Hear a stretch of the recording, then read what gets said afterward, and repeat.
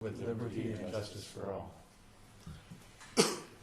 Okay, we'll go ahead and do roll call. You don't put that comment in there either, I don't hear. Mr. Moss? Here. Mr. Johnson? Here. Mr. Ricucci? Here. Mr. Brentnall? Mr. Denayo? Here. Mr. Sevison? Mr. Gray? Okay, we'll get a report now. Yes, good morning, Commissioners. My name is George Rosascon. I'm a supervising planner with Placer County Planning. I'm sitting in for Paul Thompson, who normally gives you your report and runs the Planning Commission. Today we have a full agenda. We have one request for a continuance on the agenda, which is the 1020 item for Tykert. There was a deficiency in the notice. With regard to upcoming Planning Commission hearings, we have canceled the March 14th hearing. We have tentatively scheduled a March 28th Planning Commission hearing. On that agenda, we have the Red Dog chairlift, which is replacing an older, outdated chairlift in Squaw Valley. We have an appeal of the zoning administrator's decision for a side setback under the name of Tuma in Tahoe. We have another appeal of the zoning administrator's decision for the Elim residential care home in Granite Bay. We also have a request for a subdivision modification to allow entryway on the Peck residence to encroach into the front setback line that was put on the subdivision map in Alpine Meadows in Tahoe. We also have a minor use permit modification, or excuse me, I misspoke, a conditional use permit modification at the Rock Creek Plaza to tear down the old City Bank building and put in a new 8,000 square foot building that will have 2 restaurants, an outdoor eating area, and another small retail space. Also on that agenda, we would anticipate that the Tykert item, which is continued today, will be on that agenda on the 28th. With regard to recent board action, on January 22nd, the board heard an update on the Tahoe Community Plan program. They heard an update on TRPA's adoption of its regional plan, and also an update on the Village at Squaw Valley specific plan project that is currently going through our process. On upcoming board meetings, on the March 12th at 10 a.m., the board will consider an appeal of the Wise Villa Community Center filed by Carol Rubin on behalf of Save Placer Farmlands, Marilyn Jasper on behalf of the Sierra Club and Public Interest Coalition, and Mike Giles on behalf of the Neighborhood Rescue Group. On March 26th, the Gold Hill Gardens will go before the board. There was an appeal filed of your decision by Mark Carson on his project, so that'll be going the 26th. Just a few, one other appeal that will go either April 22nd or 23rd to the board meeting in Tahoe will be the appeal of the Cabin Creek Biomass Facility. There's a few other things that you may have heard about. Yesterday, the Cedra building was evacuated due to slightly elevated levels of carbon monoxide, but due to the quick action of facility services and CAL FIRE, they found out what the problem was. They cleared the building out. We evacuated it about noon, and it's back in service today. And they're looking at a permanent fix to the boiler that they think allowed some carbon monoxide to leak in. It was a very small amount. It was way below the dangerous threshold. Also, What building was that? this building. Oh, this building. Well, this Yes. Also, you may have heard that the Board of Supervisors is accepting applications for the at-will Planning Commission hearing, Planning Commissioner hearing position on the western side of the county. It closed on February 15th. They received 17 applications, and no date has been set for the nomination of the new commissioner. What's that commission going to do? I'm sorry? This what? This commission. This commission, Planning Commission, the at-will position on the western Oh, side. the at-will, okay, I'm Yeah, which I sorry, believe misunderstood. Commissioner Brentnall fills right now. They've accepted applications Oh, okay, to see if who they might want to fill that position with. okay, And they've gotten 17 at this point. that's quite a few. Yeah. That's all I have, unless you have some questions for me before we move on to public I have comment. just a question Yeah. isn't on the 28th of March, isn't the Morgan Creek gate supposed to be on that agenda? I went to the MAC meeting and they said it was going to be on that meeting. I have not heard that. It's a tentative schedule, Oh, okay. so if Okay, but Morgan they Creek get their needs to be work put on done. it, we will put it on there. Okay. Anything else, gentlemen? That's it. Thank you, George. Thank you. Okay, at this time, I'll open it up for public comment. If anybody would like to make a comment to the commission on anything other than what's on today's agenda, now's the time to stand up and come forward. Seeing none, I'll close it off, and we will go ahead and move to our first item, conditional use permit for TKO Recycling in Newcastle. Mr. Rakucci, with regards to the Morgan Creek, I just wanted to respond. The applicant is looking at other alternatives for the Jimmy Way entrance, so it's been postponed. So it will not be on the March 28th. Well, thank you for that clarification. The item before you today is a request from Jeff Trimble with the company William Jeffrey LLC, doing business as TKO Recycling. This is a vicinity map showing you, this is the Newcastle area, Highway 80 coming down. Here's Old State Highway going underneath the tracks in the tunnel, and here is the site. The site is part of a larger portion, parcel that's owned by UP Railroad. TKO Recycling does have 3 other sites in operation in Rancho Cordova, Sacramento, and Stockton, and they're requesting approval of a conditional use permit to operate a buyback recycling facility. They would accept all types of CRV items, electronic waste, ferrous and non-ferrous materials. They would not be accepting any hazardous waste, vehicles, liquids, or exotic metals such as magnesium or titanium. This shows you, here is this is the actual site here, right here. As you can see, the existing zoning is INDC, industrial with a design scenic corridor, and to the south, west, and north, it's all INDC also. This is the railroad tracks, here's the tunnel, Old State Highway, and then on this side, on the east side, we have Highway 80. The land use consistency, it is consistent with the existing industrial uses. With environmental review, we did find that we're providing information for the finding for a categorical exemption, 15301 of CEQA guidelines, Class 1 existing facilities, as everything is already here. They're not proposing any new paving, new building, anything. They're going to be using this existing building, which has been there for over 25 years. And they'll have parking here, a little bit of parking up here, and then they'll have roll-off bins here. Later on, I'll be discussing this item, but this scale house here has been removed. This is this is the newest Google site map that I could get, but it still shows the scale house. Here's a site plan, like I said, showing the parking up here, the existing building, and all of the materials would be kept inside of the building except for the 2 bins of ferrous materials. And these materials will be covered. These will be covered for rain.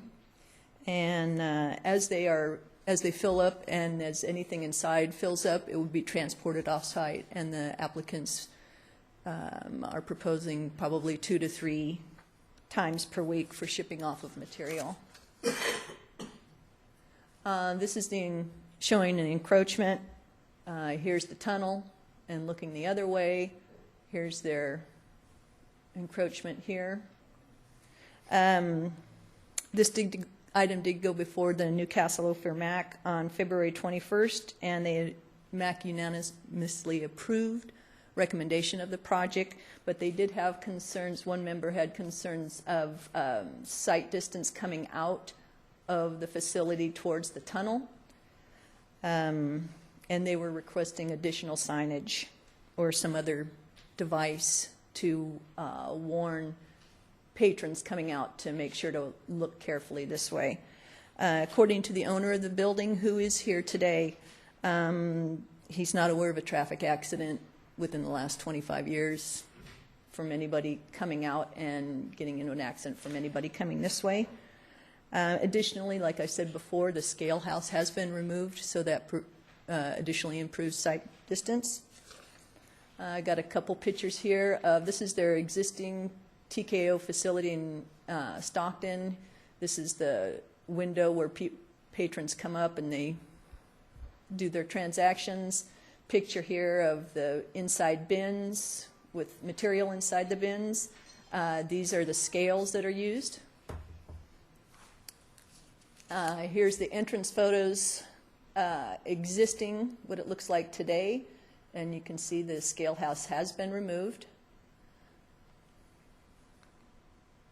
This is as you exit, looking towards the tunnel and looking the other way. And with that, staff is requesting a recommendation to approve the TKO recycling facility and to adopt the CEQA finding for the categorical exemption. And I can answer any questions you may have. Anybody have any questions? A couple of quick questions. The cover over those two bins, is that a structure, or are we just talking that they'll be like tarped, or? I can see that engineering surveying is going to. What the applicant has indicated that they're proposing to just cover it, but they do have a condition of approval that they do take responsibility for any discharges or the water quality aspect of containing anything that might drip from those containers. They are intending to just put a cover over and then remove it. So nothing hard covered at this time. The other thing, you said this is a scenic design corridor. How does that change what happened here, or was the parcel already in compliance with that prior to this application? Or? Yeah, it's been designed scenic corridor. It will require, if they do any in the future, if whatever they do, paint the outside of the building, add any landscaping, change the fencing, that would have to come back through the county for design review. So we would look at colors and landscaping and fencing, all of that sort of. So, did that answer your question? So it is in compliance, and it has been in compliance. Mr. Have a question? Did you go ahead, Rick? Okay, in the staff report, we had a document from the Mosquito Vector Control District, as well as a stormwater pollution prevention plan. And I think maybe the stormwater pollution plan is alluded to, though not specifically in the conditions. And so I was a little confused. What are these documents that additional requirements that they have to meet, or? Yes, there's as you see in the staff report, they do have their SWIP, the Stormwater Pollution Prevention Plan, included, and that is part of the conditions of approval that they have that. And did that? Was that number 17? Is that where it's covered? Mm-hmm. Yeah, it's actually not specifically noted in here, but that would be part of the information that they provided to us. Okay, so these aren't control documents, they're just informational documents? I'm sorry? I didn't hear what you said, I'm sorry. Well, if they were control documents, you think they'd be specifically mentioned in the conditions?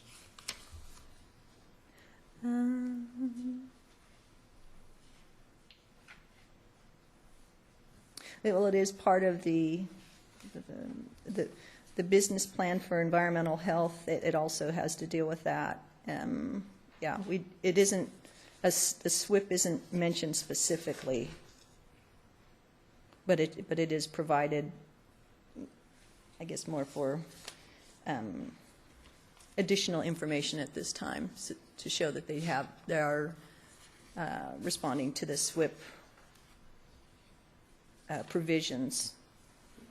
Okay, I'm just really kind of questioning what the force of these documents is. Is this something that they just have to do because of why? Or I guess, where do these documents come from? Why are they in our package? To inform everybody that they do have a plan that they're going to be following. So could I ask a question quickly? So they're going to be required to comply with the stormwater management plan, correct, Lisa? Yes. Yes. So I think, Commissioner, you're correct. We could probably make reference to it specifically in, well, we could either put it in the introduction condition or we could put it in 17. Doesn't state law require he comply with that anyway? It So is. isn't it redundant to add it in? Probably. I mean, it's not We like- could make mention to it If in, we leave it out, he's not getting out of it. no, absolutely not.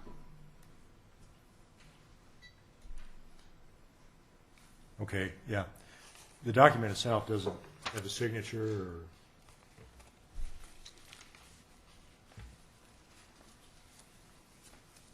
It seems like there should be some kind of a reference, if this is going to be in the package, to how it's implemented and how it's controlled. I guess from my standpoint, because you referred to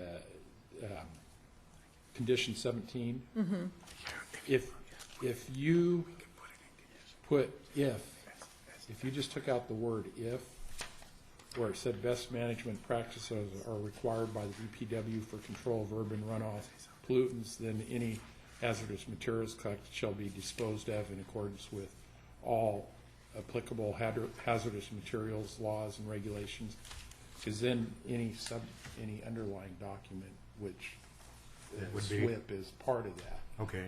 Okay, but will that work for engineering surveying? We actually weren't requiring the SWIP, so the SWIP was actually submitted by the applicant. And I don't know if it was a requirement or if they just did it informationally on their own. I think So- most businesses are required. It's not a construction project per se. They're not constructing anything. Typically, we get a SWIP as part of the construction documents. As one of the commissioners mentioned, it's required of their state stormwater permit. Right. So we could make reference to it in the I know I staff have report. one. I mean, in the conditions, in that way. Right. Well, Unless you it- want to it just says take out the word if. Because best management practices is required, right? Right. And that's Yes. part of a SWIP. Yeah, and their permit requirements require it. So we'll note it then for the clerk that we'll be removing the if from number 17. Would that work for commissioners? Well, if that answers the question as to how this is implemented or who requires it or that kind of stuff, that's fine with me. It's just a document that's kind of hanging out of the package that isn't tied back into any specific legislation or anything unless you understand that already. So that's why I asked the question. I was just wondering where it came from. And then as far as the mosquito abatement, they seem to be requiring some things, but again, how's that tie back into the conditions? Again, it was just as informational to include all of the information from the different departments to show that they were in favor of the project and that, you know, it kind of ties back into the covering of the outdoor bins. It specifically refers to in number 2, taking steps to limit the standing water and use of 40 roll-off bins, the 40-yard roll-off bins. You say it's in number 2? Yeah, in number 2, down at the bottom, it says, take steps to limit standing water during and after construction. And it says, since this project will include the use of 2 40-yard roll-off containers to store recyclable materials, and these types of containers are able to hold standing water, we strongly recommend that the containers are fitted with drains if feasible. Should standing water accumulate in the containers, please contact the district within 72 hours so that appropriate steps can be taken. So, Okay, so this is really separate from the conditional use permit, in that it's just a requirement that the mosquito people are going to enforce? Be notified if there's any standing water, but the covers on that should take care of that. So that's what they were alluding to there, is that they needed to be covered and that needed to be drains, and if anything should happen and there's ponding, that they can contact the mosquito. Okay, so mosquito people didn't have the intent of having that included in the conditions, the requirement?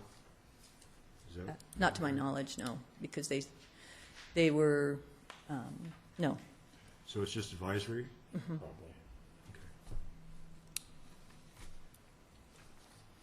Okay. That's my questions. Thank you. I have just a quick clarification on condition number 9, where it says any new landscaping, irrigation, et cetera, it said there will have to be reviewed. But I guess my question is that when a piece of property changes operation, like this one is, although there's no new construction, and we're later on in this agenda, we're going to be approving some new, or recommending some new landscaping guidelines, they don't have to upgrade to the existing standards when a property changes operation? They are not proposing anything at this time. But would we require it? Here, I'm looking at these new guidelines, and it looks like something would be required. I'm just asking a question. Right, although the new guidelines, generally, we would, during the design review, we do look at those kind of things. So like I said, if they come in for anything, and now that they are, like you said, it's changing hands, we look to see is the site appropriate? Do they have, is the fencing up to in all the landscaping? And so we are going to be looking at all those things. So that's why it's one of the conditions says it is subject to design review. So, Mr. Ricucci, if I could. Any new landscaping, didn't say it's going to be. Okay, George. Oh, I was just going to say, it's been the policy of the county that when a similar use moves into an existing building that's been in existence for a long time, that we normally do not require that they meet all the new standards with regard to landscaping, that sort of thing. Normally what we do is we will go back and look at that if they're proposing exterior modifications, and that's when we'll talk about upgrading it. Even then, we might not upgrade them to the full standard. It might be impractical based on how an older building was constructed or how landscape planners were put in, but we will try to get them as close to the standard as we can. But in a case like this, if there's no exterior modifications, generally speaking, we simply let them move in. Okay, thank you. Yeah. Okay, any other questions? Actually, the removal of the weight scale shack did a nice job of making the property look much better. Yeah, yeah. Well, I was just asking, just a question on what again, the planner did answer this from a policy or what's been policy up to now. Okay, I guess we're off the hook now. Okay, would the applicant like to come up and speak on the project? You might be afraid. Hi, Jeff Trimble. This has been quite a process, and I would really like to see approval today. We're working our butt off to try to get this done, and I feel that we've met, all the parameters that the county has put on us, and the litany of items that we, needed to get done. And if we've missed anything, we're more than happy to do more. And I thank you for your time, and look forward to doing business in Newcastle. Thank you. Any questions? No? Thanks. Thank you, Jerry. Okay, I'll cut off, or I'll open it up to the public. Is there anybody from the public that wants to speak on this issue? Seeing none, I'll close it off and bring it back to the commission for discussion or motion. Okay, well, I guess, is there discussion? No? Okay, well, I guess we could do a motion here to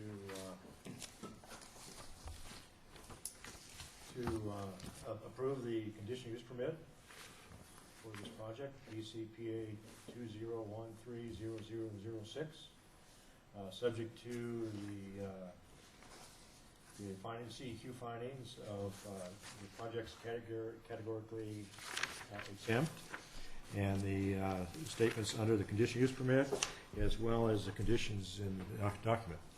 And with one change where 17. in the condition number 17, we dropped the word if because the best management practices will be required.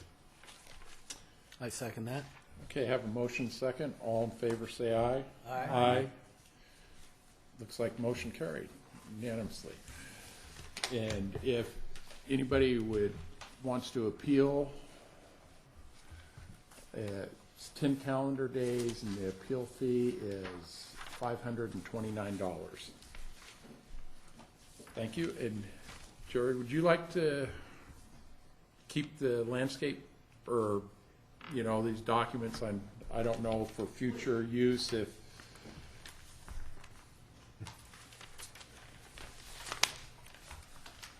Wait here, one more. I didn't get them all. especially the big ones that way. If you come in for any more, it saves you a couple dollars. Thank you. Okay, you're welcome.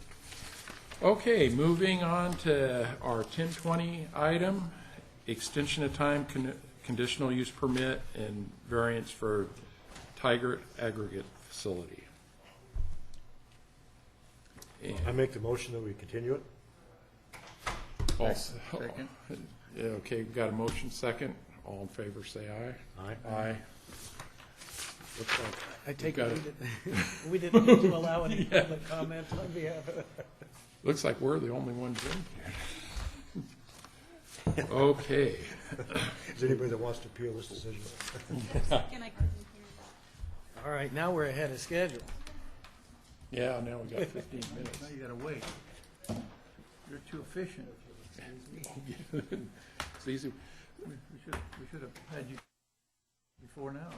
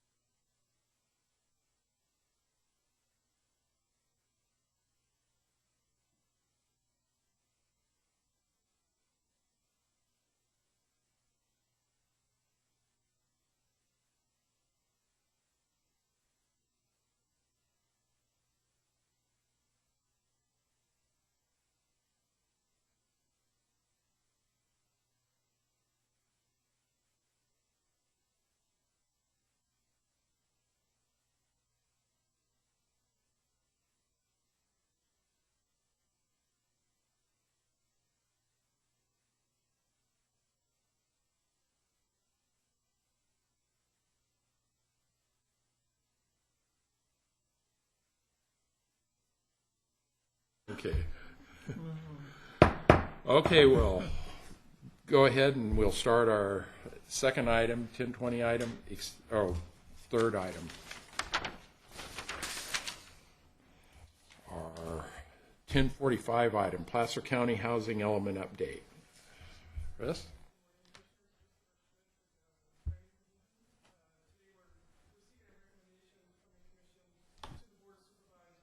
To authorize staff to submit our draft housing element documents to the state for review. So the housing element, as you know, is one of 7 elements of a general plan.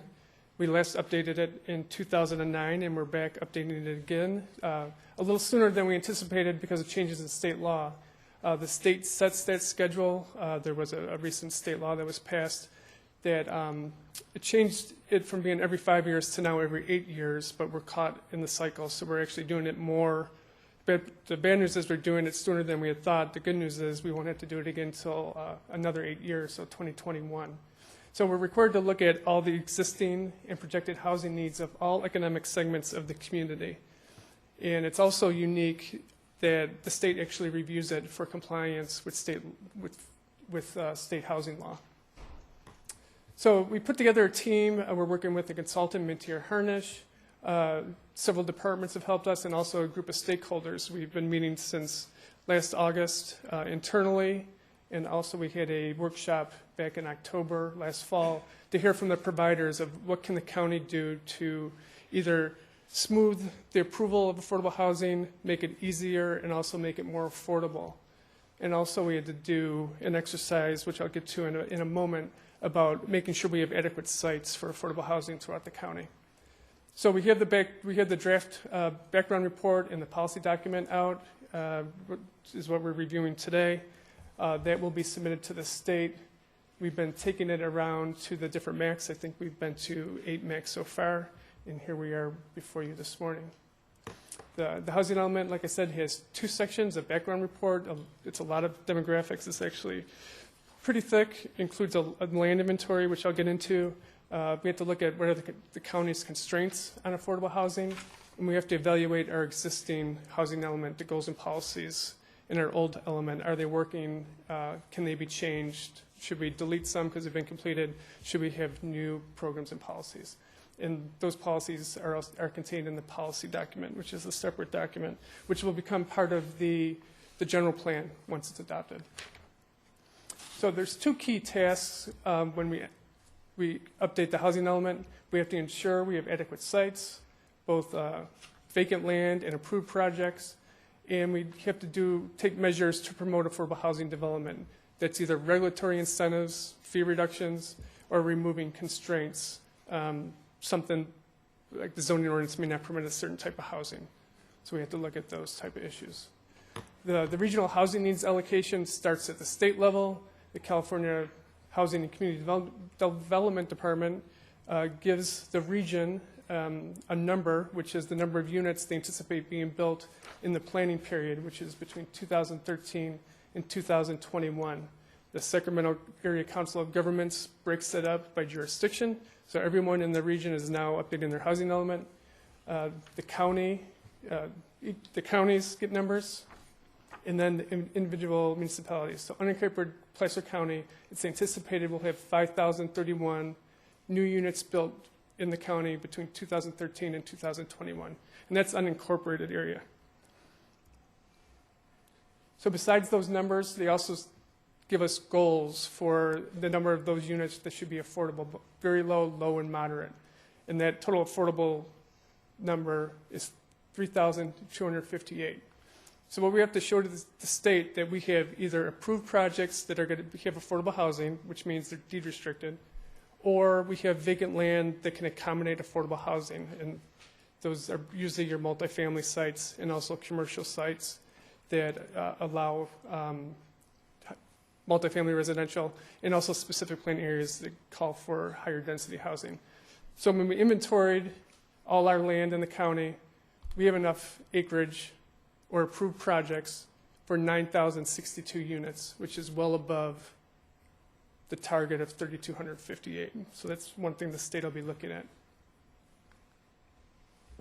Just a sidebar here about what is affordable. The median household income in Placer County in 2009 was a little over $74,000. Low income would be 50% of that, so about $37,000. In unincorporated Placer County, 22.7% of all households earned under $35,000 in 2009, which is a little lower percentage than statewide, which is 29%. And also, we have a higher percentage of higher income, 36.3% earned over $100,000 in 2009, whereas the state, it's 27.9%. So there is a great need for affordable housing in the county. Since our last housing element in 2009, we've done a few implementation measures. The commission has heard the reasonable accommodation ordinance a few years ago, which was passed by yourself and also the Board of Supervisors, and some zoning text amendments for emergency shelters, transitional housing, supportive housing, farm worker housing last fall, also single room occupancy housing a couple months ago, which is still pending. We'll be going to the board shortly with that one. So after we met with our stakeholders, we brainstormed on a number of new goals and policies. Some are to make housing more affordable, fee reductions, also zoning text amendments to allow different types, or allowing owners to build or develop different types of affordable housing units. And you'll see those in your staff report. Unless you want to go through the proposals and get more specific. But there's a lot of training and a lot of encouraging to promote housing. The counties, every jurisdiction in the state that had redevelopment agencies is really at a disadvantage now because our main generator of affordable housing no longer exists. So it's going to be a challenge for us to build affordable housing. So we're looking at what can the county do besides subsidizing housing to encourage developers to provide affordable housing, and also private property owners to provide smaller units or even rooms for rent on their properties that can accommodate low-income households. So with that, we're asking for a recommendation from the board, or from the commission to the board. Once the board authorizes us to submit it to the state, the Department of Housing and Community Development will review it for 60 days and provide us comments. We'll go back and make changes to the document. Then we'll be back before you seeking a recommendation for adoption. And at that time, we'll have an environmental document, since we'll actually be proposing to adopt that. So then it goes to the board, they adopt it, and then the state will be certifying that. And we have to have this to the state by the end of October. With that, we'll be seeking a recommendation from you. And I'm here to answer any questions. Yeah, go ahead. The target number of these housing units, that's kind of calculated based on population and income? Is that how we get at those numbers? Looking back at that table you had up? The numbers are assigned through SACOG. They look at what can we reasonably expect to construct in the planning period. So it's based on infrastructure and zoning and specific plans, and it's tied to the transportation plan. So it's looking at how many units you've been building in the past, what can we expect you to build in the future. So need in itself hasn't been addressed. They don't do a need survey, and you've heard that from the Tahoe group, where there was numbers broken out for Tahoe, and I think And that's what was my next question, is I see zero very low income housing in the Tahoe Basin. Because we can't do a really high density. So that's our inventory on the back, 0, the holding capacity, because we can't do real high density. So the higher the density, in theory, the more affordable it is. So that's why we don't have the very low in the Tahoe Basin. And we can't because of? Just the TRPA rules. And that trumps state law, I guess, or? It's because of the coverage limitations in the basin. Okay. So SACOG assigns the overall number, and then also the targeted, the very low, low, and moderate. And that's based on a regional, they split that up. It's a formula they use. Here's how many affordable units Placer should be building compared to the other jurisdictions. And the goal is, I think, over 30 years, is that everyone would have an equal percentage of affordable housing in their jurisdictions. Okay, so there's some, I guess by accommodating a larger number, it almost seems like it will sound like I'm heartless or anything, but we're creating an attraction? I don't think we're creating an attraction, but we're making sure that if developers are attracted to Placer County, we have the land available for them to build higher density affordable housing.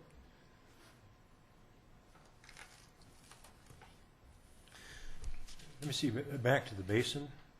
So I think what you're saying is TRPA is exempt from this? They look at the numbers on a countywide basis. It's basically a countywide basis. So they're exempt. Yeah. Yeah, we're talking about encouraging TRPA to do things. Yeah, there's But- certain things that TRPA could do. One of the things we talked about is allowing second units on parcels less than an acre in size, which TRPA does allow if they're deed restricted. So we also have to have an MOU with TRPA to allow that. So that's one of the programs. We've actually submitted information to them. So we've started that discussion. But TRPA, they don't have to change their zoning to meet affordable housing requirements per se. So we're not going to say TRPA, we need to go up to 25 units an acre because of the housing element process. So this only applies to counties, not organizations like TRPA, though they do zoning requirements? I'm going to pass this off to Krista, who's involved with the basin, the community plan updates up there. Hey. Hi, so TRPA kind of trumps the county when it comes to, or trumps the state when it comes to state housing law. So TRPA by nature is not required to be consistent with the state housing law, but we are. Okay. But what TRPA is doing is through their regional plan process, they have put some policies in place to explore ways to accommodate or encourage affordable housing. So they have done it through their regional plan by adopting policies to look at ways to encourage or support affordable housing policy in the basin. So they are currently doing that. It'll be separate because it's not a state mandated process, but they are looking at ways to provide for affordable housing, further affordable housing in the basin. One of the ways they're doing that is they are looking to transfer development within the sort of concentrated commercial core areas, the what's considered the town center areas. So the higher sort of commercial cores of Tahoe City and Kings Beach and North State Line, based upon the regional plan, the approved regional plan, they can accommodate higher intensity development. So more, a higher height standards and then higher density within those areas would potentially accommodate this type of housing that we're talking about. So that's what TRPA is doing in that regard. Okay, thank you.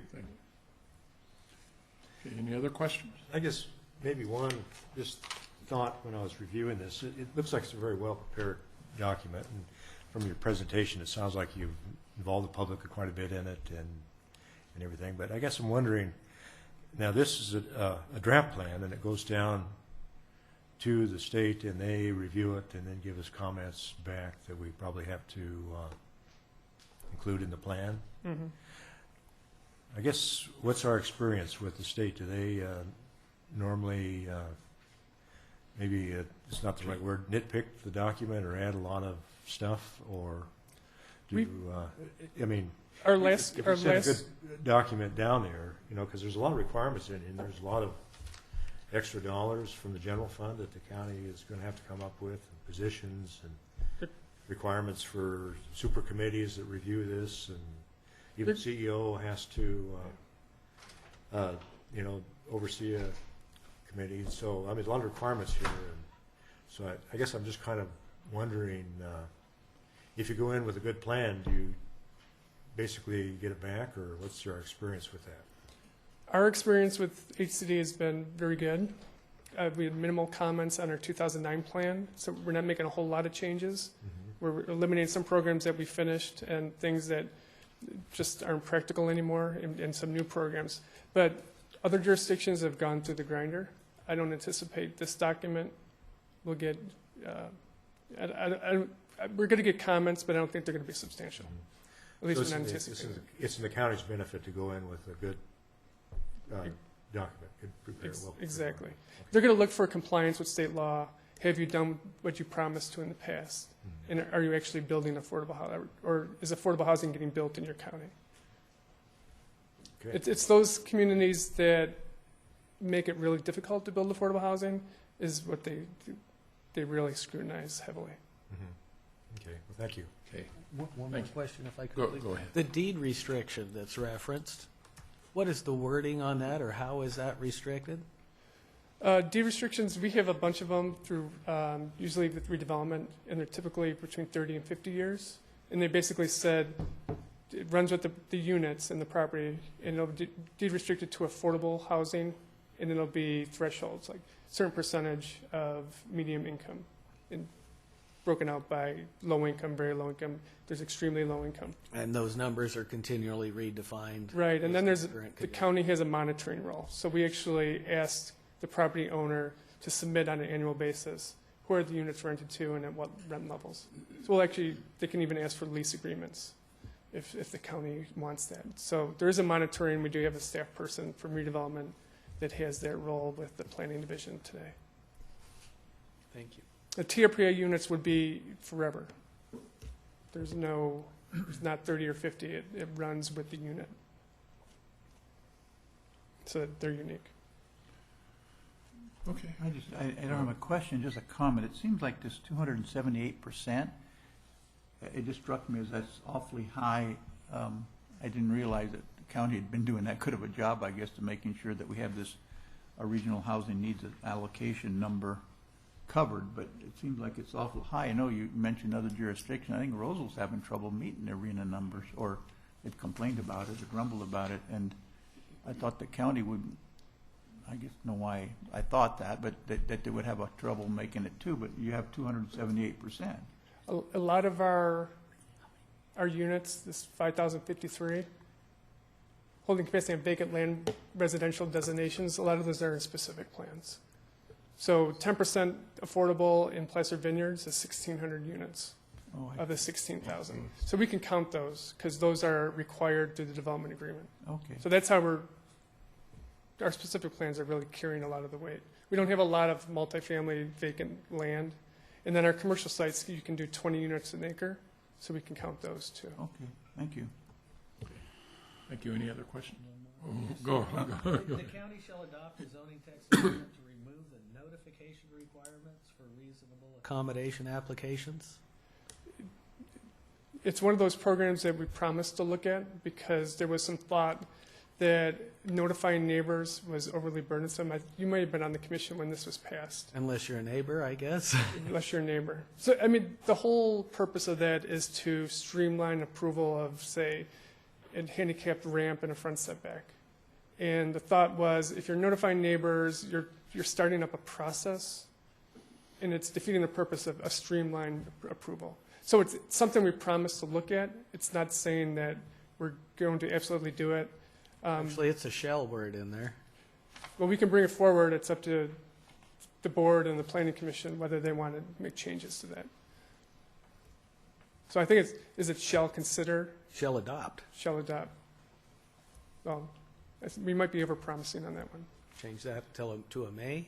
Yeah. It should be shall consider changes to reasonable accommodation ordinance. Commissioner Denio, if I could add one thing. Yeah. Go ahead, George. With regard to the Tahoe, I just wanted to emphasize that there has been recent affordable housing. The Domus project was recently constructed and is fully occupied. Sawmill Heights employee housing was constructed at North Star. It's also considered affordable. Martis Camp constructed its required employee housing. So we are working forward trying to get more affordable housing in Tahoe. Just wanted that to be on the record. Thank you. Okay, any other questions? Okay, I don't have any. Thank you, Chris. Would anybody from the public like to make a comment? Please step up and state your name. Hi, my name's Sandra Chappelle. I work as a volunteer for the Adventist Community Service Center, and we service homeless and low-income clients with food, household items, and clothing. And I just wanted to respond to your comment, Mr. Moss, about making having affordable housing, making kind of an incentive to invite people into our county, if I heard you right. You did. I'd like to refer you to page 44, table 25. On it, there lists 22 different occupations currently happening in Placer County. Of those 22, 11 or 50% of them fall below the $35,000 a year that makes them low income. So what the people that we work with, and this is specifically SSI recipients, they are complying with every program to provide for themselves, but they cannot afford housing. And so they're a homeless population that doesn't need to be homeless because, well, how am I trying to say this? They're doing everything they can. The county just doesn't have any place that they can rent. So this happens to people from the age of 18 to 80, and I deal with them when they come in.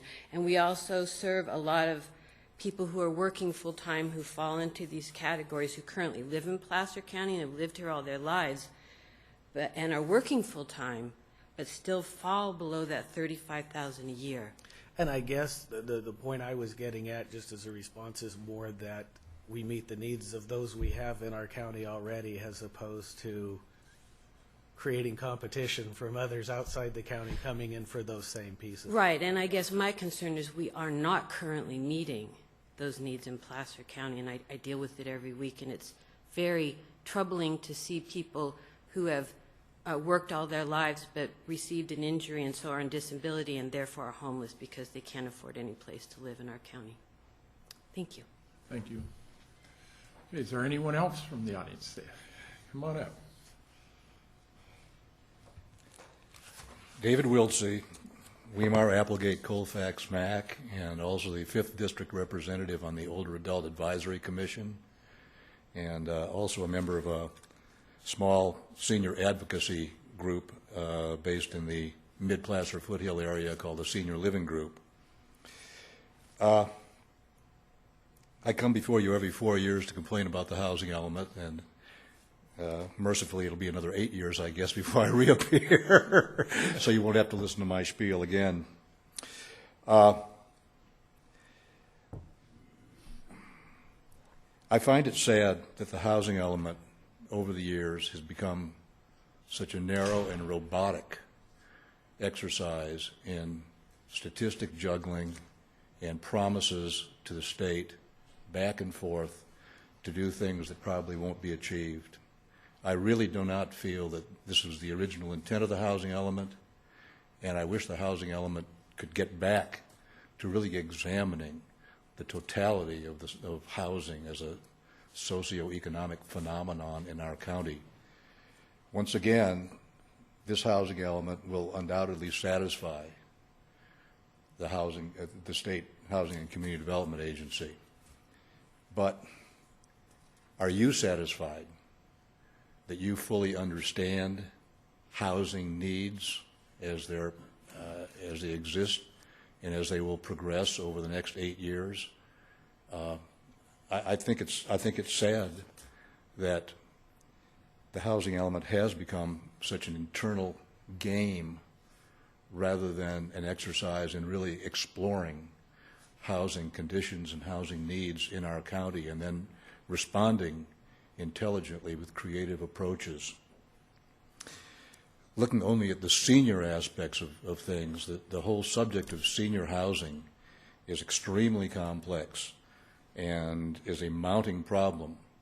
I find it unfortunate that this housing element is going to be good for 8 years. Unfortunately, every 4 years is too infrequent to take a second look at what's going on. 8 years from now, the baby boom generation, the early baby boomers will be 75 years old, those that just started at retirement age, so-called retirement age in 2011. In 2021, obviously, they'll be 75 and aging. Looking at some projections by the Department of Finance, Placer County's population is going to increase by about 32,000 in the 8-year period from 2013 to 2021. Of that 32,000, no fewer than 23,000, or about 72% of the net increase, will be represented by seniors. It shows, as much as anything, a shift in the age structure of Placer County's population as much as an increase in the total population. But 70% of the net increase in population in this county 72 to 73% will be seniors 60 and above. And the preponderance of those seniors will be in higher age groups. Most seniors want to stay in their homes perpetually, and it would be nice if it were possible to enjoy one's retirement years. It would be comforting to be able to know that you can stay in perpetuity in your own home and receive the needed supports and services that are required. Unfortunately, although 80 to 85% of seniors desire to stay in their own homes for their entire lives, it will be not possible for many of these folks. And the kinds of housing that awaits them, their financial preparation for that housing, and the ability of that housing to properly support seniors constitutes the so-called aging network and continuum of care, which is darn hard to figure out for an individual. And it's awfully difficult for local governments and other governmental entities to come to grips with exactly how to deal with this. The whole subject of senior housing needs to be explored in its depth. And to make a long story short, I'm going to accept the fact that the housing element does not pretend to address the whole subject of senior housing and its many complexities. However, I would like to urge you to be open to a re-examination of housing for seniors as a separate exercise, separate and apart from the housing element, perhaps commencing this year or in 2014. And I know you'd have a lot of support from the Office of Aging at the state level, the Area 4 Agency on Aging, which are a 7-county agency which funds many of the senior support programs in a 7-county area, including Sacramento and Placer County. And I know you'd have a lot of support from the many nonprofit organizations and faith-based organizations in this county to sit down and really, in a collaborative manner, take a good look at senior housing, what the roles of various participants might be, and develop an overall policy based on this forum, I guess you might say. Again, I understand the role of the housing element, and I think it's sad that it's not a broader research and policy endeavor than it is, and I think it's doubly sad that this one is supposed to last 8 years when certainly we need more frequent re-examination of housing policy.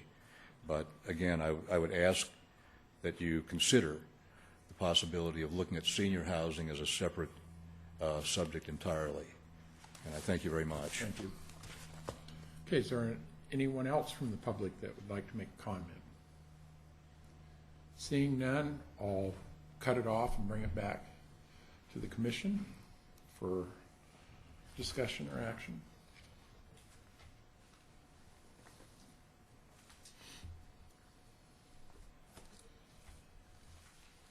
Well, I think it's a well-written document, like Richard said. There's a lot of numbers in here that I don't pretend to understand them all. Like the gentleman here spoke, it is a complicated issue, but it appears anyway from the chart that was up there until recently that the very low is being addressed. Surprised me that it was that high. I mean, it was at 278%. I don't know what else can be done other than look additionally at the senior element, but I would think that if it's a problem with financial planning or what have you, I would think that category, the very low, would satisfy at least some of that. I'm not sure, but that would be on my only comment. I think Dave is really spot on with his analysis of the housing element and what it is and what it isn't. Housing is really complicated, especially in a county such as Placer. The programs and policies that are proposed in this document doesn't limit us to only doing those goals and policies and programs. That if there's other things the county should be doing, we can do that outside of this. Besides implementing this, there's other things we can and should be doing. So I think housing for seniors there's a great need and a growing need. So I think it's something I'll be talking to the group next month about the housing element and what those needs are. And it should be an ongoing conversation, not only with the group, but also with HHS and other nonprofits and others that provide housing services and guidance to our seniors. Jeff, did you have? No, I like the idea of having some energy directed. I mean, the senior housing issue it's not a temporary portion of the market. It's not going away. And so to some incentives to accommodate that somewhere within the county documents, I think would be good. Other than that, though, I would make a motion. Okay. Mr. Chairman, if you're ready for one. Ready for the motion. Okay, I would motion that we recommend to the Board of Supervisors for approval and to submit this draft report and policy document to California Department of Housing and Community Development for review and certification. You have a second? Second. Okay, got a motion second. All in favor, say aye. Aye. Opposed? Motion carries. Thank you. Thank you.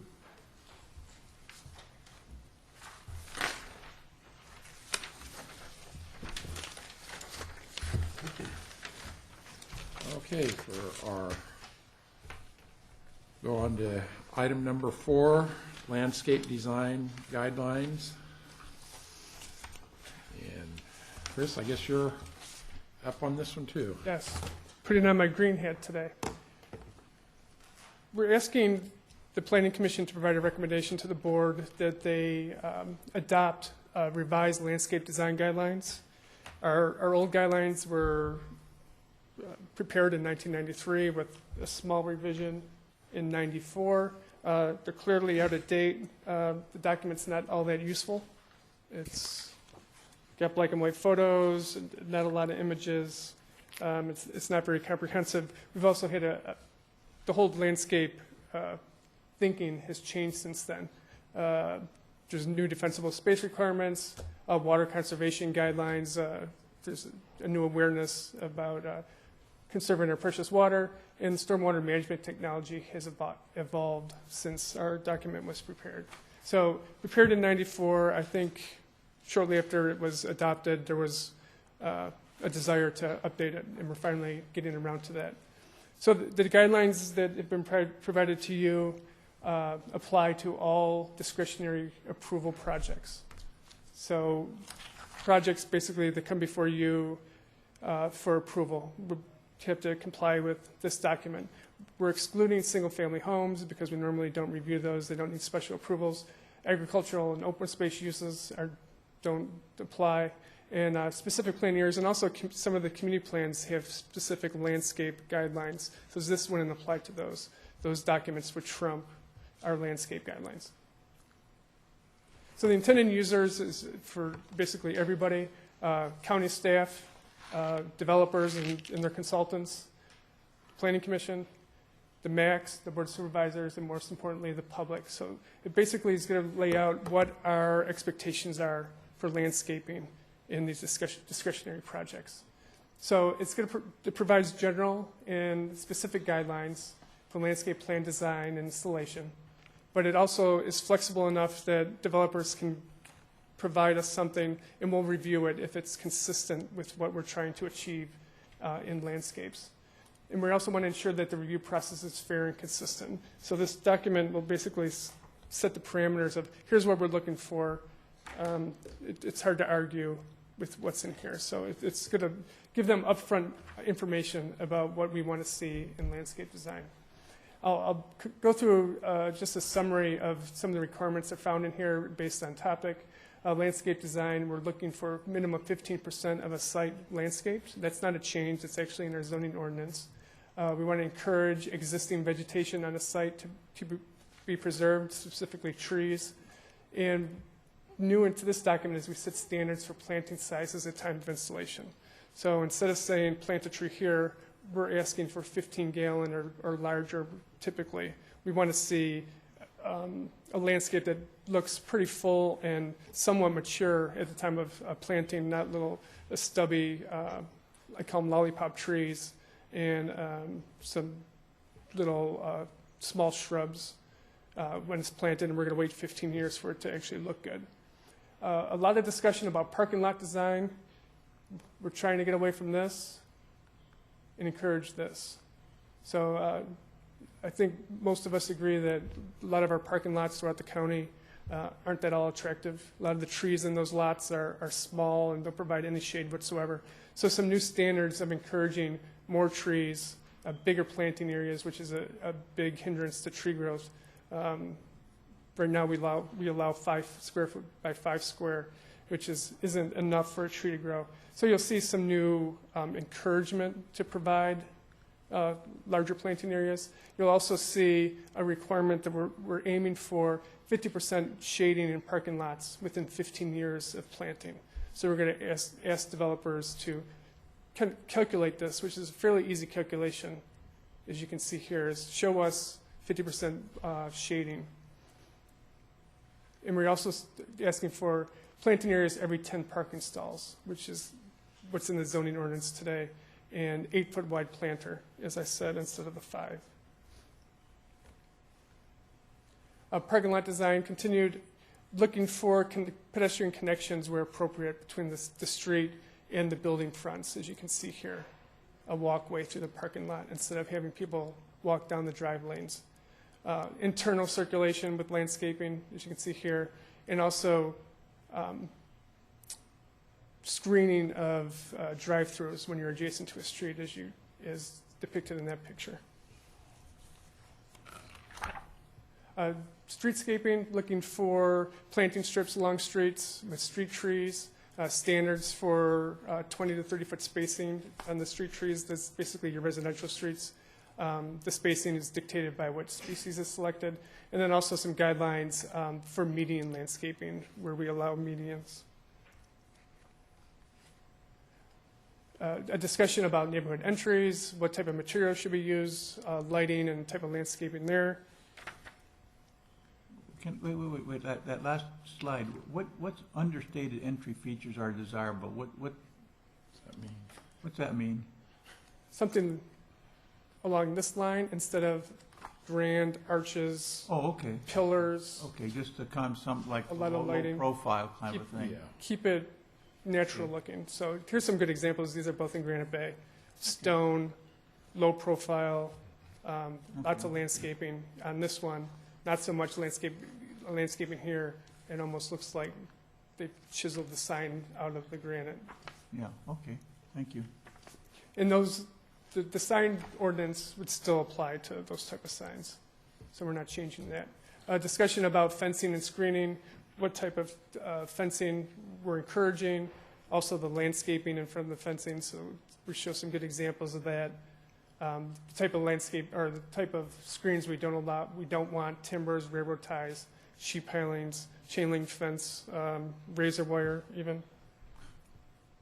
Fencing and screening of utility areas. This is out on 49. This is perfectly acceptable today based on our guidelines. We're asking for now landscaping on 3 sides of utility enclosure areas. As you can see here, fully grown. You can't even tell there's a dumpster back in here.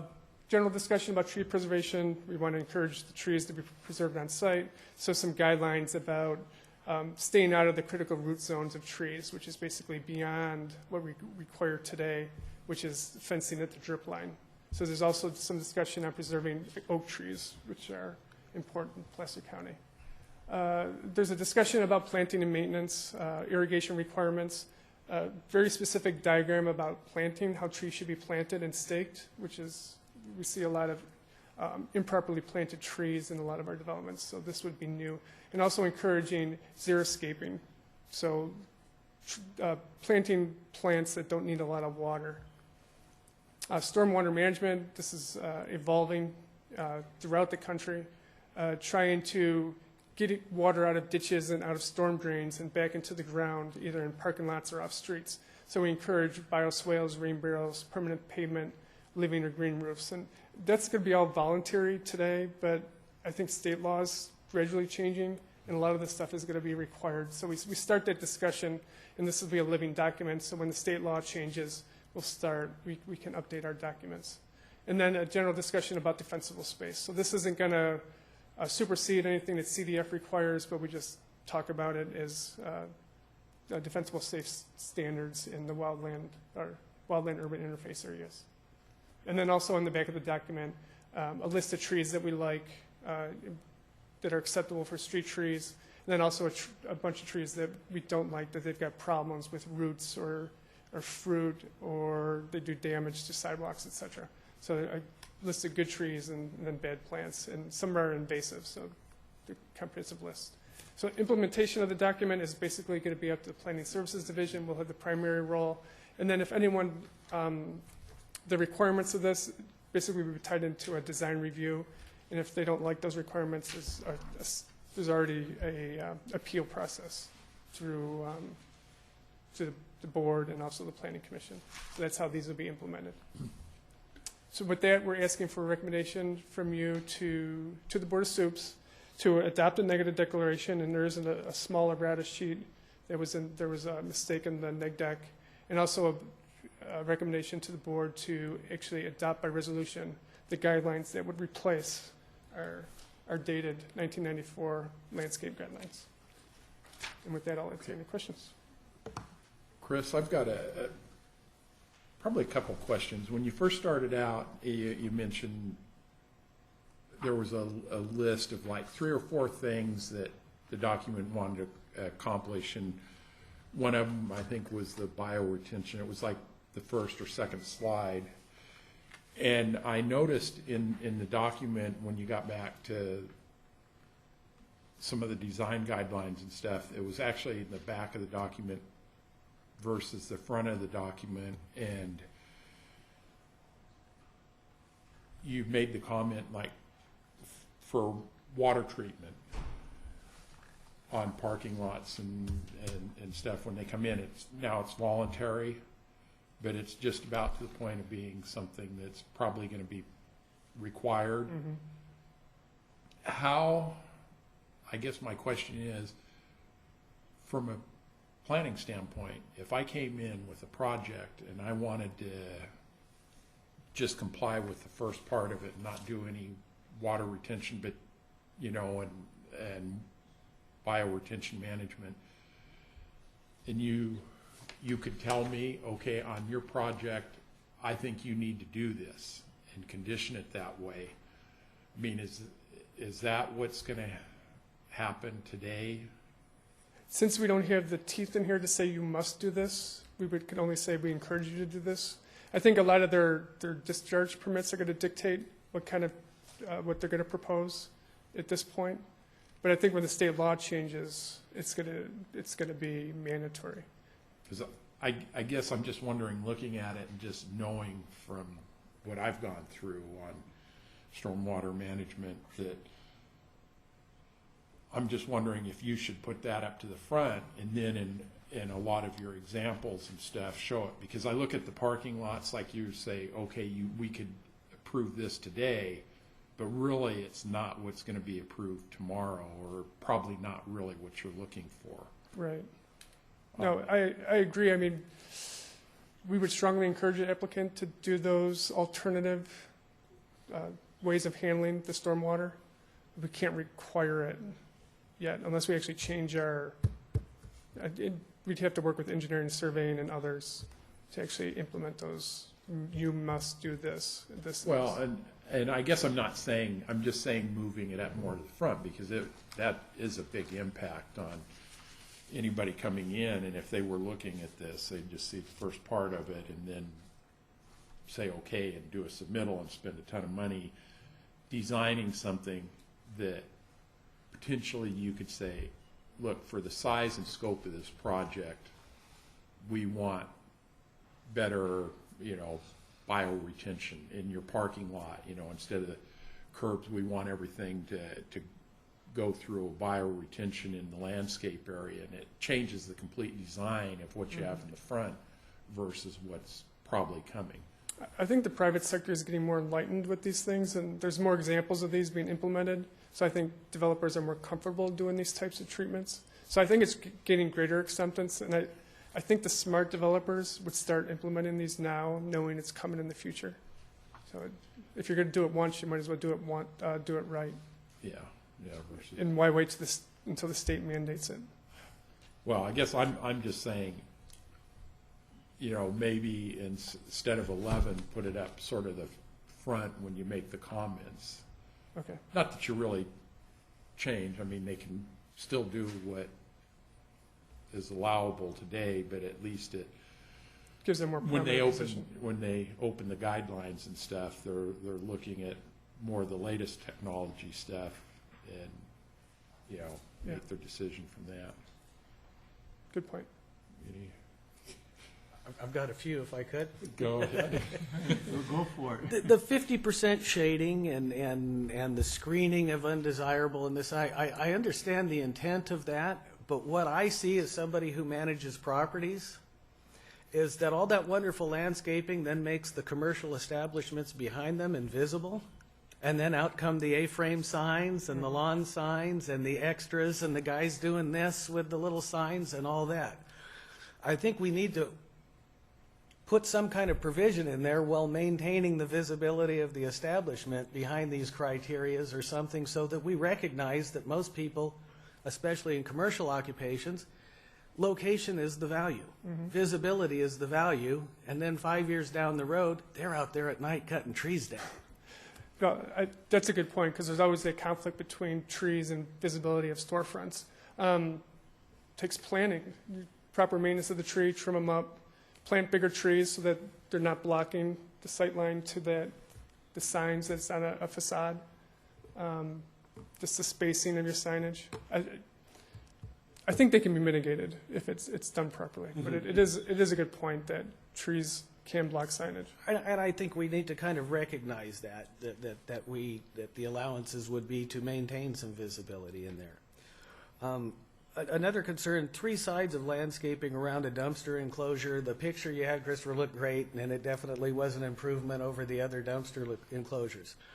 A lot of strip centers, though, again, and commercial buildings have a backside to them where deliveries and that, and they also have dumpster enclosures, and landscaping around 3 sides of something on the backside of a building where the deliveries and other stuff are already coming is making it pretty for nobody.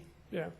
That's a good point. We can change that if it's in I say the public area of a project, like if it's, like on 49, it's basically backing up to 49 plus the parking lot, so it's, all you see is masonry, and you do see all sides of it. But if it's behind the building and there's like open space area back there, Wall, maybe you don't need the landscaping back there. I mean, that's just kind of the things I guess we'll just make it that it's reasonable. If you can see it, screen it. But there's always somebody behind the building, well, not all the time, but it could be even a freeway, or it could be my house. Right. Well, usually if it's your house, it's going to have a block wall. It should have a fence, right? Any commercial is going to be screened off from residential. Well, George has a comment for us. Okay. I just wanted to emphasize that these are guidelines, and that staff does have discretion. Okay. We try not to deviate from adopted guidelines, but in instances like when Commissioner Moss was talking about, you have an obscured dumpster location behind a building and it's not visible to anyone, we can make the leap and not require landscaping on all 3 sides. So it's adopted as a guideline, not as an ordinance, so we have some discretion. I guess for me personally on it though, sometimes I do like it stated where if it is in public view, it's screened on 3 sides. But if it's out, because otherwise, tendency is, I think, not speaking for you, Jeff, but I think the point I'm trying to make is a lot of times dealing with planners, there's always the difference of, is this in view, and then something that, like a discretionary document like this, just as guidelines and stuff, all of a sudden, you know, they hold them to that standard, and then Right. twice as tough, you know, if it's in the back of a building. I mean, No, I would absolutely agree that we should clarify that more specifically in the document, but I just wanted to make the point Yeah. that we do have discretion, and I understand your concerns. I've been a planner a long time. Right. Well, that's why I like the idea of moving some of the stuff that's in the back Right. of it. Understand. Sort of up to the front, so that way when they open it up, I mean, it's not like something, I'm doing this. Right. And then when they get in front of planning and stuff, well, did you read the back part of the document? Did you read the fine print? Yeah. Yeah, I understand. Okay, any other? How come no timbers and those kind of things with regards to fencing? They're usually not very attractive. I've seen sandblasted timbers. Let's see, maybe just a question. There was a change here, which I think is just simplification, which says that the guidelines are administered by the design site committee or the committee, which is good because the wording that was in here is kind of long and complicated. And I think that's what it was. But you mentioned that they still have appeal rights. Right, and that was basically explaining a new process that we didn't need to create because it's covered under the zoning ordinance, which allows appeals. So there's actually a section about appeals. So it just talks about design review. The decisions of design and site review committee can be appealed. So we basically just say it follows that process. Well, that was crossed out, though, here. The part about being appealed, at least it wasn't my note. At least with the plan. Yeah, the replacement is that, just that simple sentence. Is what now? Guidelines are to be administered by the design site review committee. So it's site review committee and not us. The page that's bound in the document is incorrect. Yeah. Except for in the document itself, it talks about appeal rights, and that was eliminated. Maybe it doesn't. They keep their appeal rights to the design review committee. So decisions of design review committee can be appealed. There's an established process for that. So that's why we're just tying it to that committee. Which is the same process that they would go through if they appealed the zoning administrator's decision. They file the appeal of the design site review committee's decision, pay their fee, and then it would come before you. Mm-hmm. Yeah, I understand that, but I was just wondering why. Yeah, and it's already in the seems like zoning an ordinance. informational item that you might want to just have that in there so that. So mention there is an appeal process. Or the, decisions. the standard appeal process. Or Yeah, the standard appeal process, and we'll reference the section in the zoning ordinance. Yeah, that way people know that if they're upset that they haven't reached the end of the road. I think it gets back to that fine print stuff where I'd rather have the fine print up front, so then that way, no, I'm wrong. The way you read it? Yeah, well, then they read it and they know if they want to do something a little, different, what they're going to have to go through to get it. Good point. Okay, any other questions? Oh, just a comment, or yeah, it's a question. I noticed that the legal notice was published in the Sacramento Bee and the Sierra Sun newspapers. I don't think I've ever seen a Sierra Sun newspaper. Is that a new name for? It's Tahoe. Okay, so but how about everybody in between Tahoe and Sacramento? The what are the other newspapers? The Auburn Journal, Press Tribune, etc. You didn't put any in those. I think the Bee has more papers circulated up here. Yeah, the thought is that the Sacramento Bee has the most general circulation, and it's the best way to reach the largest amount of people. And it's a newspaper of record, correct? Yeah. Okay, thank you. Okay. I just have a comment. I noticed in the back pages, undesirable plants. I got most of these either have been or are currently in my yard at the present time. And I agree the reasons why they're bad.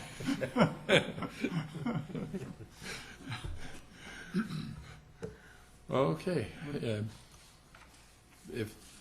I guess that's it. Do we So- need a motion to Yeah. forward it to the? Commissioner Denio, before the motion, I just wanted to add one thing. Uh-huh.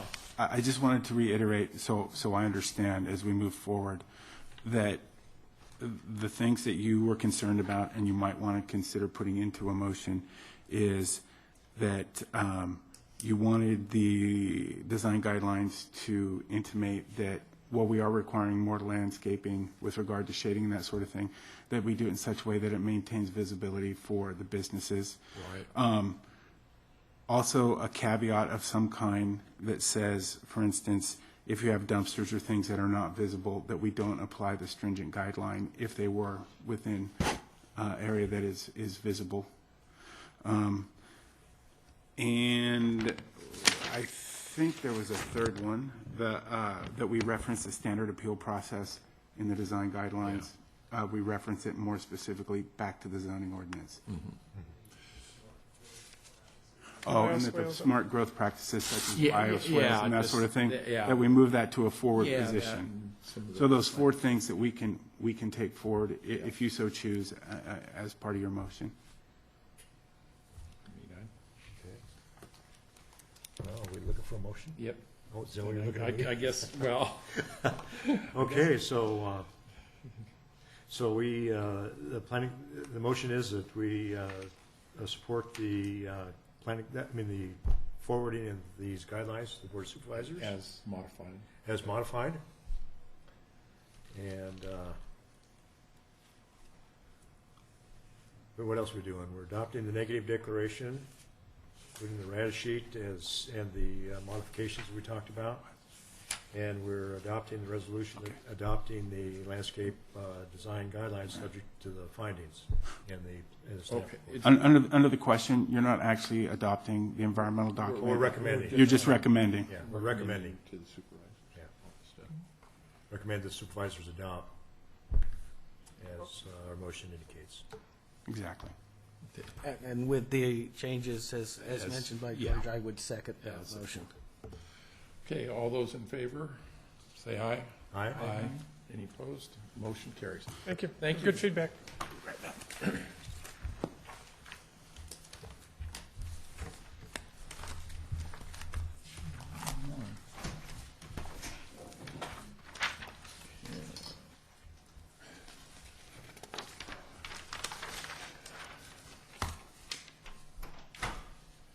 Okay, and then our Sheridan Community Plan update, 11:15.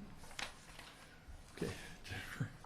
Good morning, Jennifer Bias here for the Planning Division to talk to you a little about an informational item, the Sheridan Community Plan update process. And I did prepare a quick PowerPoint here. We'll just run you through it. And it's an informational item, so no recommendations. First, starting out, November 6th of last year, the board did approve a 2-year work program to update this community plan. So that's why we're here to talk to you a little bit today. And as you all may know, the county has 17 community plans, varying up in Tahoe. As you know, those are currently being worked on also. And Sheridan, located right out here. And as you also know, community plans are the guidelines for the community vision, as well as tells developers and homeowners what they can and can't do, and sets policy for the area. And of course, there's a planning requirement for these. State law requires the counties and cities to have general plans. These should be updated every 20 years. And community plans are basically laterals of the general plan. And so we try to keep them up to date also. And they also can include the 7 elements mandated towards a general plan, or they can have some variety of elements, depending on what's unique about that community. Again, this is how it ties in here with the county. Under our general plan, we have our land use element. The land use element takes you down into the community plan, and then the community plan sets more specific goals and policies and actions and programs for things that are unique about that community. And it also has to be, again, consistent with the overall Placer County General Plan, as well as any state and federal laws. A little bit of background on Sheridan. The community plan was actually adopted as a general plan, and it was adopted in 1976. And it's one of the oldest of the 17 community plans in the county. So you can imagine 30 years of change. There might be some different needs to meet the communities. So keeping the plan up to date would be a reason why we want to do this. Changing community priorities and just evaluating what the needs are. Office of Planning and Research has a typical process that they like to see local jurisdictions use when they're updating a general plan. So I'm just providing this as a background. The typical process: you establish your work program, you formulate your goals, you develop your plan, and on the left side you'll see, as you go through each one of those steps, you have public participation as well as interdepartment government review, and then of course on the left side you have CEQA review. So this is the typical way we would go about updating these community plans. And so as part of the work program for Sheridan, we provided a 7-phase work program. So 7 phases over 2 years. The first 3 to 4 phases are really the part that the planning department's working on to update the plan, develop the goals and policies, look at land use alternatives, look at what the constraints and opportunities are for that area. And then we come into the phase of developing or complying with CEQA. We anticipate possibly an EIR for this, but we're not to that point in the process where we can say it has to be an EIR. Typically, an EIR is done with a community plan. And then ultimately, an updated document would be before you for a recommendation, somewhere around 2014. This is the existing community plan today. Most of the land uses are rural residential, rural estate, and low-density development. It's a little over 1,700 acres. It all has a couple of high-density commercial pieces. There's been some major changes in this area. Regional growth, of course, in West Placer, as well as the growth to the population in Sheridan. And one of the unique things that's going on is the realignment of the Highway 65 bypass, which is now completed. So traffic patterns in the area no longer flow in front of the town. They're now slightly shifted to the west, and there's a signalized intersection in Rioso Road, which actually does then tie into the old 65, which has now been renamed and is a local road. Again, talked a little bit about regional growth pressure, and I just like this as an example of, right here, our little rural community, sandwiched in between quite a bit of urban development planned down in this area, and then even Wheatland has quite a bit of urban development proposed, and then of course Yuba City and Marysville, all along kind of the 65 corridor area. There's a public outreach strategy that's a large component of this plan, and it's the part that we're in right now. We really want to hear from our stakeholders, the community members in the area, and it'll also provide a roadmap for the steps we take as we update the community plan. The strategy includes a public workshop, which we had that in December, actually November 28th, I believe. And we had about 90 community members come out, which was a really great attendance. And we've got a lot of public feedback at that point. We started opening up. We also have had formed a subcommittee, which has 2 MAC members from the Sheridan MAC, as well as any member of the public that wishes to attend. And we have monthly meetings.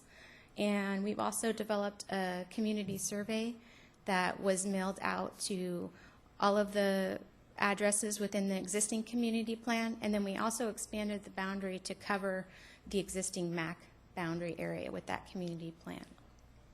And then of course we keep our website up to date with information. Some of the feedback that we've received so far is we like Sheridan as it is. It's rural, keep it rural, small town.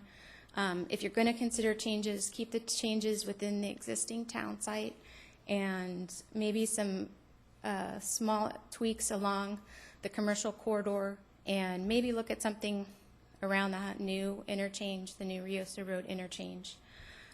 We had some specific feedback that also included, no affordable housing, no to considering the fairground relocation out here.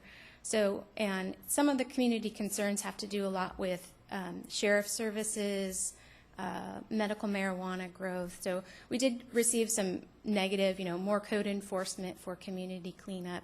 So we're working with the community on addressing those issues also, which aren't necessarily tied to the land use plan, but are certainly a concern for the community. So far, we've achieved a draft vision statement, and pretty simple. I won't read it to you, but small town character, and keeping it really that way. We really have a community here that wants to remain a rural community, but still provide localized services for its residents, given that other services are, Wheatland and Lincoln are within distance for the community, but they still want to have an identity, but not become an urbanized area. Also with that, we developed some planning assumption. I believe we have a recommendation for 17 planning assumptions. And then we also asked and have got some feedback as to what the community plan boundaries should be for this area. And the subcommittee has recommended the existing Sheridan plan covers this green area. And the subcommittee has recommended that the entire MAC boundary be included within the community plan. Not that this would go through some large land use changes, but just so they can have more localized policies to support the urban and rural nature of that area. So that's a recommendation they've made. And when we go through this process with the community and with the MAC and the Planning Commission and the board, there'll be certain steps that we'll take to come forward with recommendations that we've heard from the community, and those will go to the MAC, and then it'll be a traditional, MAC brings a recommendation, the Planning Commission hears the community's recommendation, and then makes a recommendation to the board.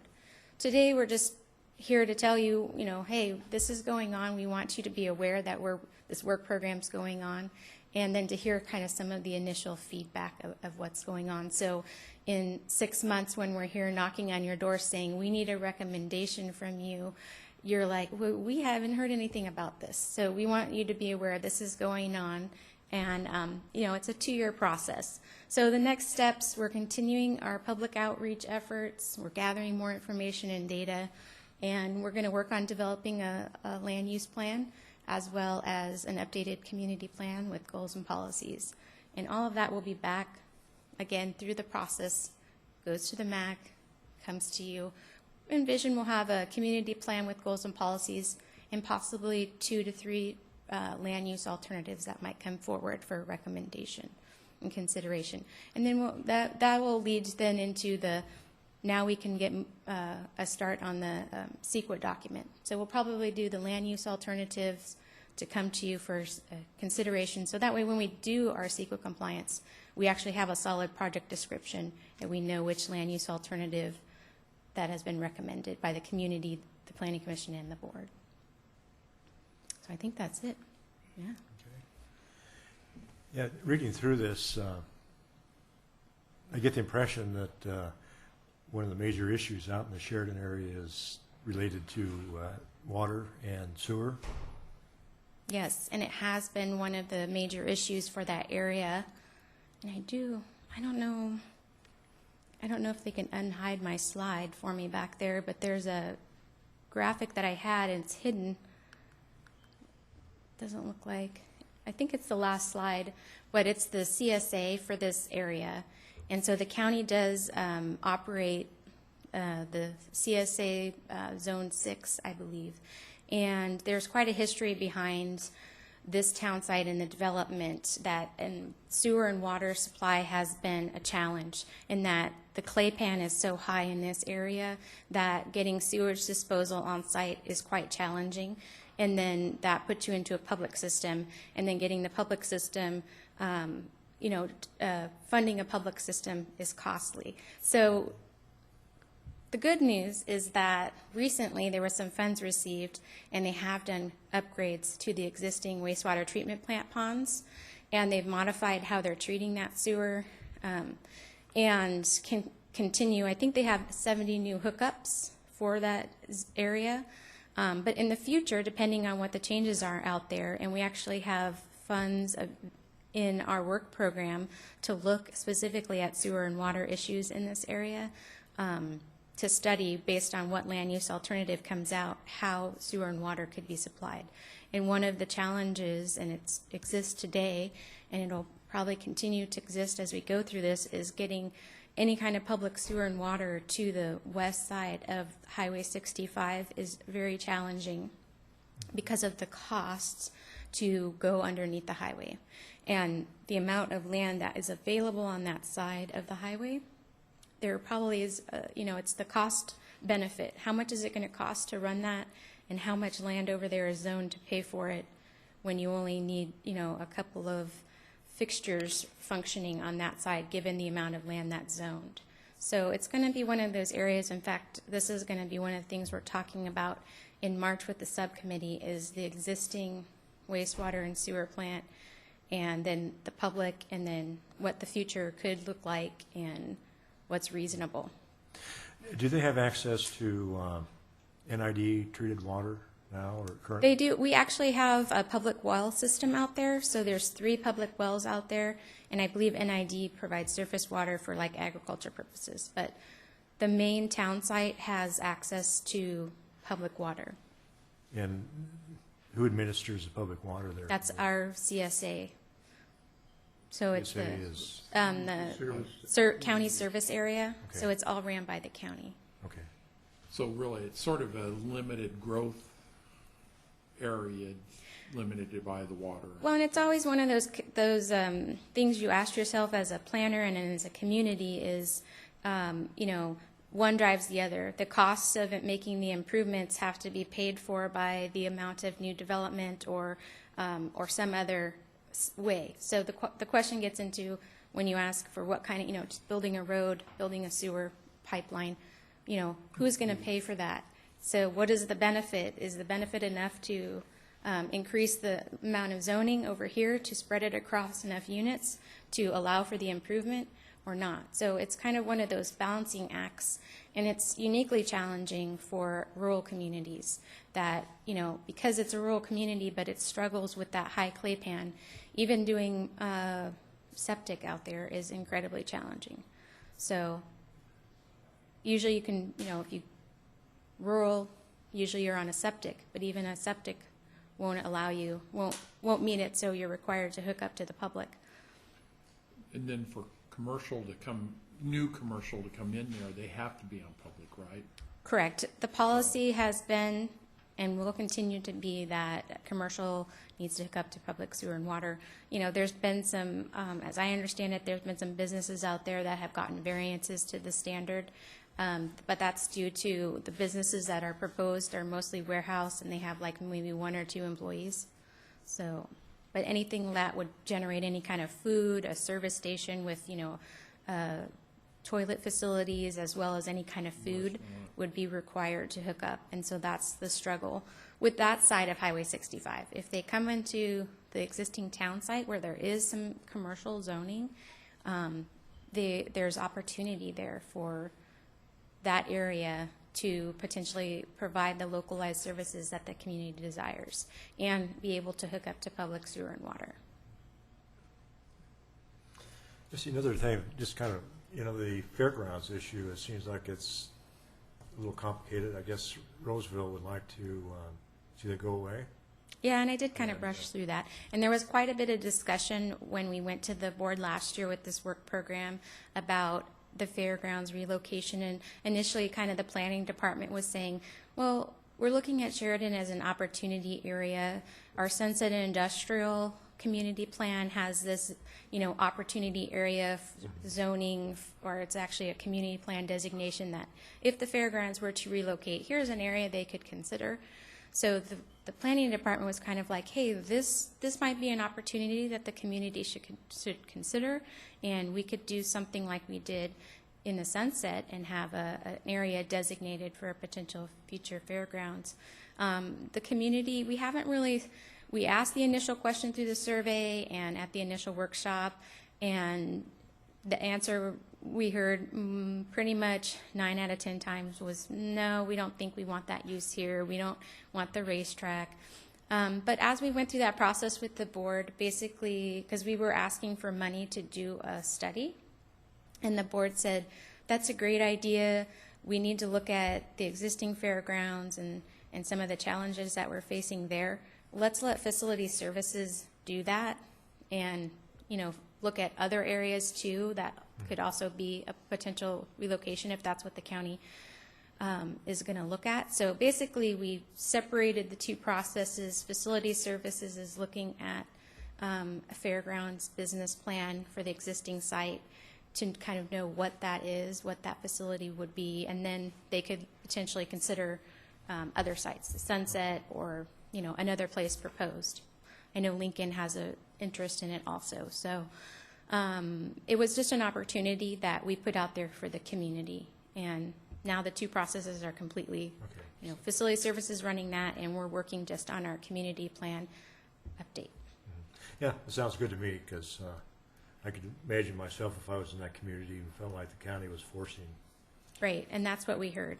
So we didn't want to make them feel that way. That was not the desire of our department to say, we're going to move this use here. Okay.